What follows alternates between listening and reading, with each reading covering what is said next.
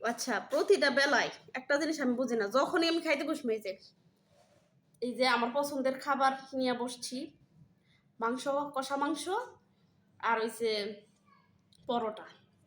যখনই খাইতে মোমো তখন এই যে মানে এই মাদার চুদের হইছে আজ্ঞা দিব। এটা কি মানে যখনই খাইতে বমু, আমি টাইমলি খাই না। সকালেরটা দেখা যায় যে কোনো একটা টাইমে খাই, 12টা, 10টা, 11টা, 12টার ভিতরে খাই।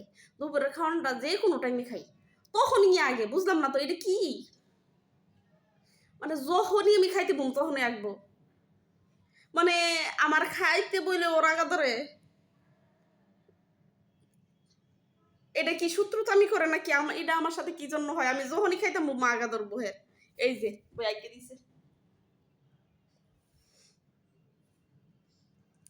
মানে এটা কি ধরনের শত্রুতা আমি বুঝি না। যখনই খাইতাম বউ তখনই আঁকে দিল।